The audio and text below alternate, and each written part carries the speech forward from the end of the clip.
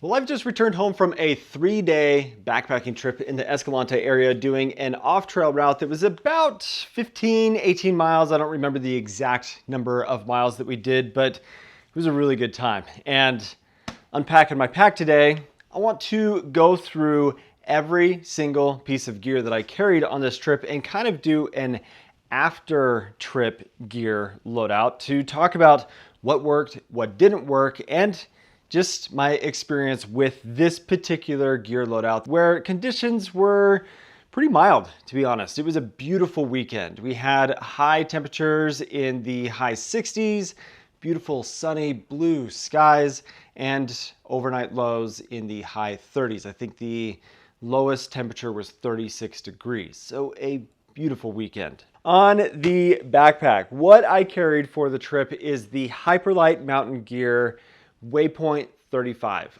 I love this pack. It carries so well. It packs really nice. It's a minimal design. And I had a total of 24 pounds of gear, food, and water in this total loadout when I started the trip.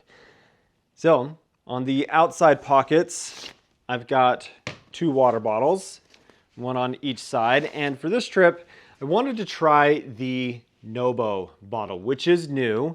I've previously been using the Squawk bottle or the Miranda Migo water bottle, and I've actually found these bottles, just from the one trip that I've done, to be really good.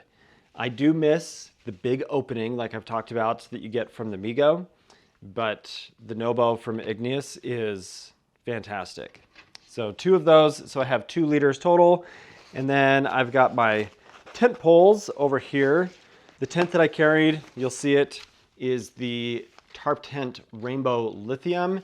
And I've also got a carbon fiber telescoping pole on top of the pole set that I use to help with the freestanding aspect that you can do with the tent. And because I wasn't sure really how cold it was going to be, because sometimes you get down into those canyons and the cold air sinks and it does get quite chilly, I decided to carry my 1/8" foam or closed cell foam pad. And this was super handy because we did end up in the river and getting our feet totally soaking wet. And I carried a pair of sandals, but it was cold enough that just having my bare feet out was not ideal.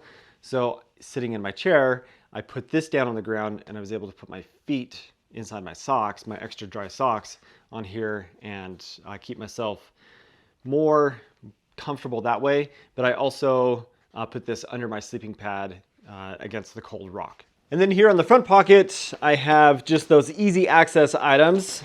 My Sawyer Squeeze water filter, my Canuck Vecto in the Sawyer collaboration. This is a Vecto X.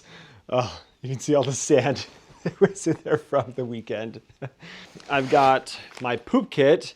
Now, normally in these videos, I would just say, here's my poop kit, but I'm gonna go through every single piece of gear. So opening these bags to show you what's inside of the bag.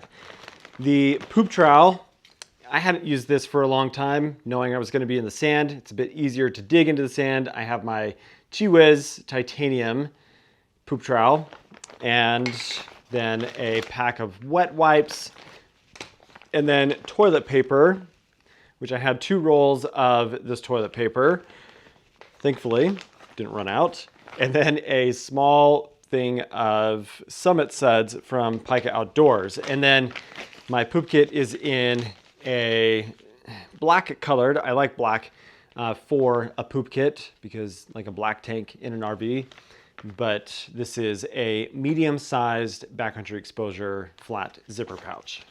And then lastly, in the front pocket here is my first aid kit. Now, I'm not gonna go through every single item in the first aid kit, pretty standard items, but this is in a Backcountry Exposure mini ditty, which I think functions really well as kind of a minimal focused first aid kit bag. That's everything on the front and sides. Let's talk about what I had in my shoulder strap pockets. My Zoleo satellite communication device, easy access to that. And then I did put in this shoulder pocket one of my battery banks and a cord for easy charging of my camera. And then in this shoulder pocket, I have my Ombres sunglasses Love these things. And obviously when they are on my face, I just have the case in the side or the shoulder pocket there. And then hip belt pockets, I had snacks in this side and a tube of chapstick, and then my cell phone in this right hip belt pocket.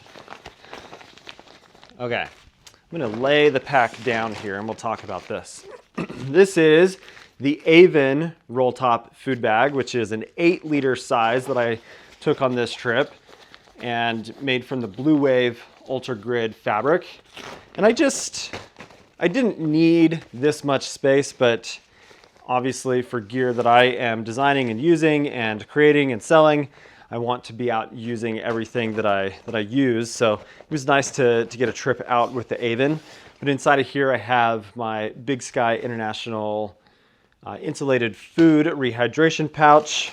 I've got leftover food that I didn't eat. I have my titanium long handle spoon, a bag of trash, and just more food left over than I really should have had, which is a bummer because that's just weight and space that I carried that didn't need to be carried. Next little ditty bag. This is also a mini ditty. Now this is something that just testing to see how the different sizes function, but this is all of my electronics. And the mini ditty for the electronics versus like a first aid kit, I should have been using my little ditty size, but in here, I've got a USB-C charging cable, a second USB-C charging cable, a headlamp, my NU21 headlamp from Nitecore, and then a accessory plate for my DJI Osmo Pocket 3 camera that I use. My Sawyer coupler with 2 extra O-rings in there. The Alpenglow Gear Alpenblow pad inflator. I'm not totally sold on this. It doesn't have a lot of pressure. It just very slowly fills up a pad. But it was the first trip using it, so that's what I went with. And then I've got these USB accessory pieces. So this is a USB-C female to a standard USB-A end. So on my battery bank that has that, I'm able to essentially charge. It's flexibility. That's all it needs to be. But then USB-C to micro USB, because the Zoleo satellite device is micro USB charging. I just use that as an adapter as opposed to carrying a totally separate cable for that. And then because I am filming, I am charging cameras and all of that, I carry 2 10,000 milliamp battery banks. This is the NB 10,000 Generation 3, so it has 2 USB-C ports on the top, and this is the NB Plus from Nitecore, both 10,000 milliamp. This one is like water resistant or waterproof, and that's nice if it fell into the water or rain or whatever that looks like. Okay, next up here is the Nemo Moonlight Elite backpacking chair. I love this thing. I carry it on pretty much every trip at this point. I love the weight of it. I love that it is a little bit smaller pack size, so I am actually able to pack it inside of my pack when I don't have as big of side pockets for me to put it into the side pockets, or if I don't want to put it on top. But it's just a good backpacking chair that I very much enjoy taking on my trips. Okay, next up here is my mid-layer piece. This is the Outdoor Vitals Pursuit Hybrid Hoodie. I love this thing. I've been testing prototypes of this for over a year now to have the final production model. It's amazing. It is the perfect hybrid layer and just really comfortable, plenty warm, but also breathes really well, so you can be active with it and packs into a small package. Really the only downside that I can think with this is it's kind of expensive. It is a pricey piece, but a lot of attention to detail with this, and I do think that it's worth the investment, but it is a higher cost than some other options out there. I'll show you this next. A very minimal, lightweight pair of sandals that Scott from the Ultralight Mindset should be selling at this point.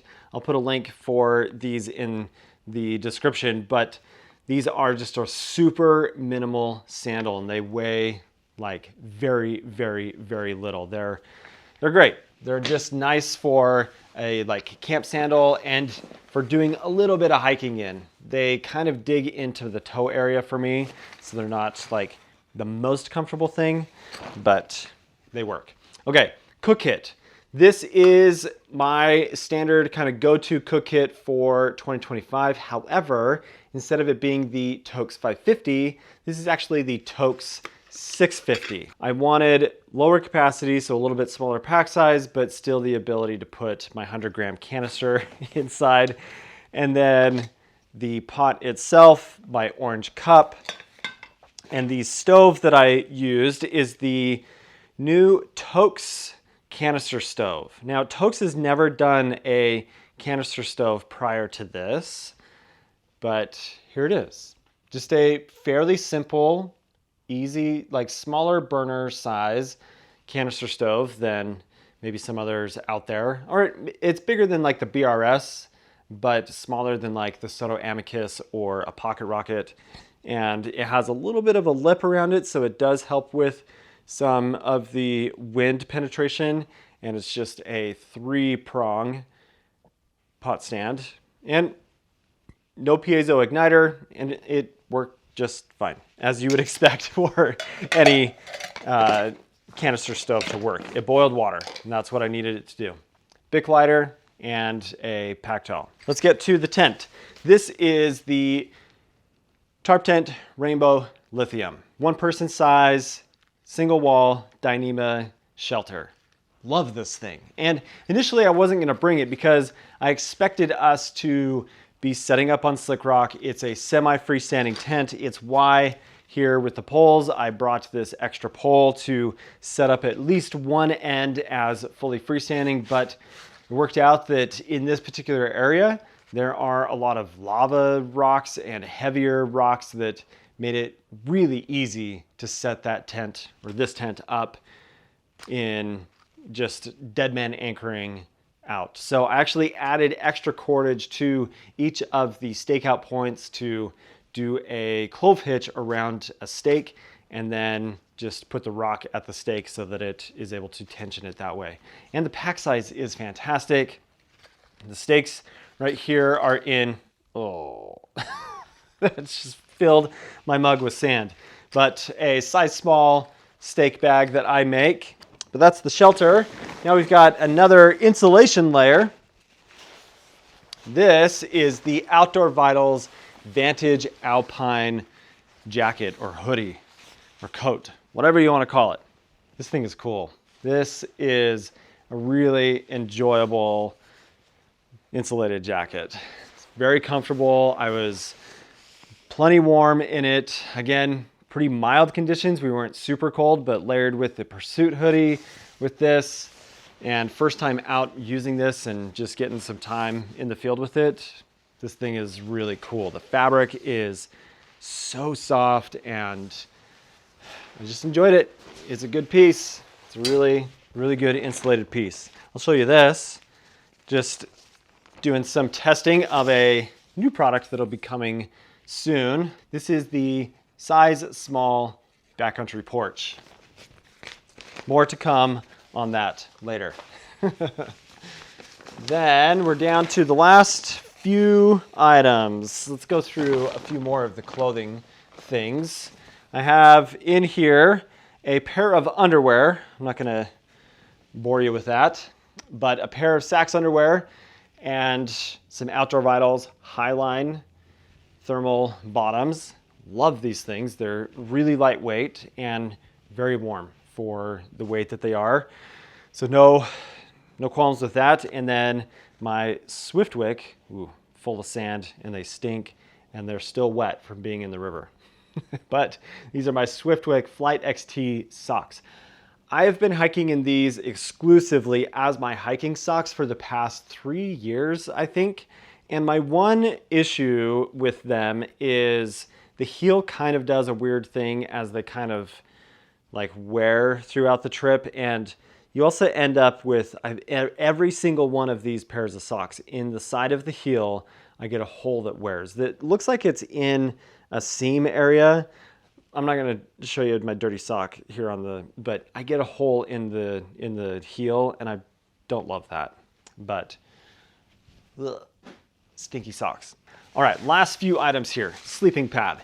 This is the Zenbivy Flex Air sleeping pad, which is the exact same construction, more or less, or design as the ultralight pad, but this has a stretchy top to it. So it is a bit heavier by a few ounces versus the ultralight, but this is the 25x72, and dang, this thing is so comfortable. It is just like this much more comfortable than the ultralight, that I think in some cases carrying this extra like few ounces for that added comfort is totally worth it. So I have like other really lightweight items here, but this was so nice. And I slept more warm than I should have. It'll make sense when I pull out my quilt and I talk about that, but I have never been cold on this pad.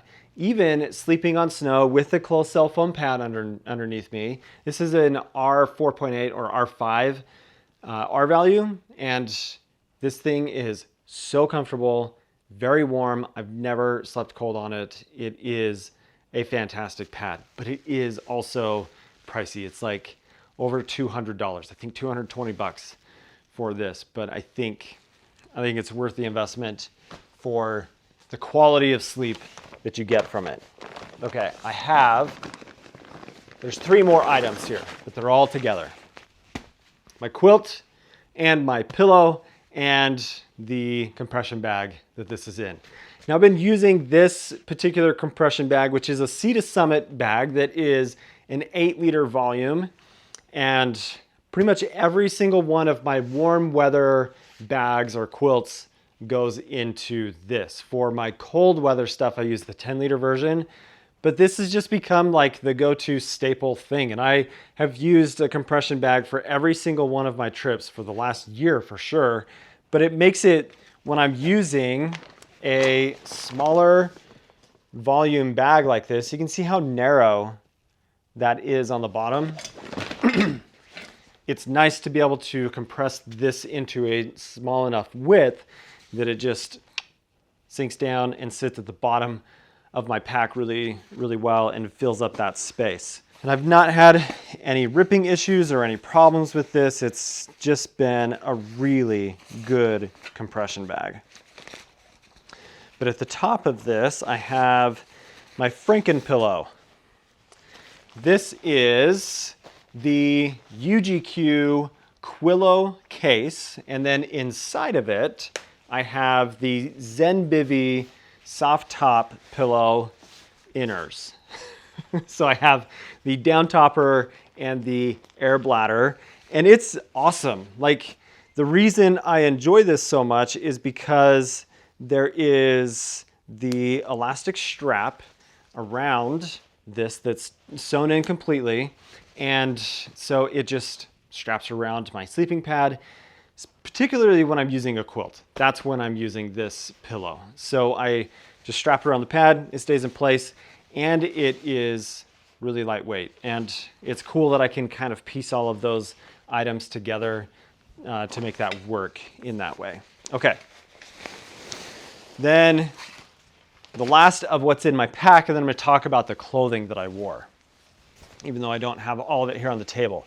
This is the Katabatic, ooh, it's stinky, but the Katabatic Swatch 15-degree quilt.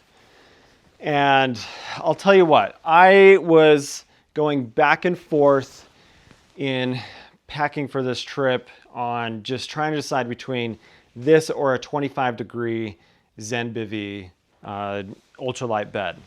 And I landed on this because I was like, I don't know really how cold it's going to be. Like, if we're into freezing temperatures, the comfort rating of the Zenbivy bed at 25 is actually 35 degrees.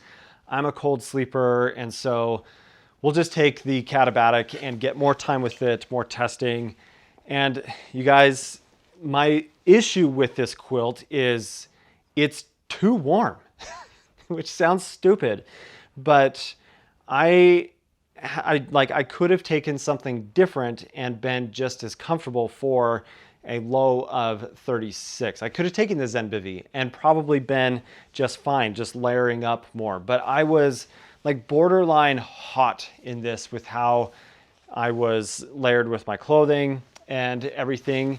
And so my recommendation is, if you're looking at the Katabatic series of quilts and you're a 3-season backpacker, get the 22-degree option.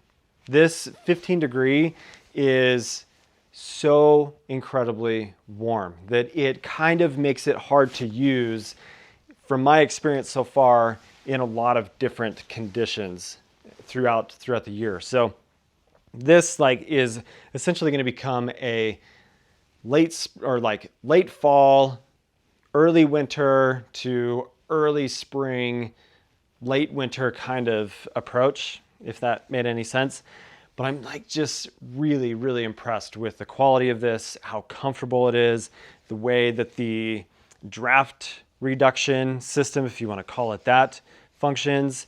It's an amazing quilt, and I am just impressed. But man, I would have been just fine not getting the 15-degree and ordering the 22-degree as the option as opposed to going with this. Okay, let's talk about my clothing choices, because there were some, I guess, mistakes with one of the items, and that has to do with my footwear choice.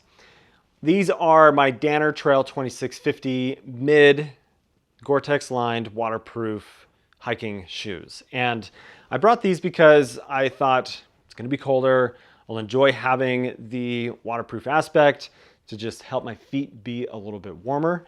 But we ended up in the river, and the river totally was, in some places, knee-high in the depth, and we got wet, very wet.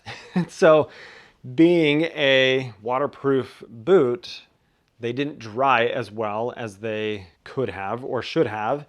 And we got into camp at 5 o'clock. So the sun was already down by the time we got into camp and with wet shoes.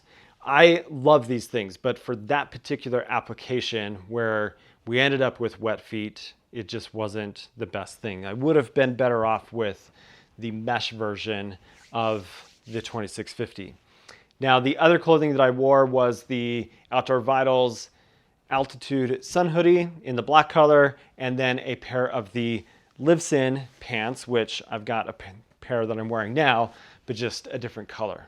And then my Flat XT socks. Now, I did have an extra pair of socks as well that I don't have here, but just a pair of Smartwool socks. So I had 2 total pairs of socks. And that's everything. That's everything that I took on this trip. And I'm actually really happy with how everything worked together. The quilt being warmer than I needed it to be, but I was very comfortable. I wasn't cold.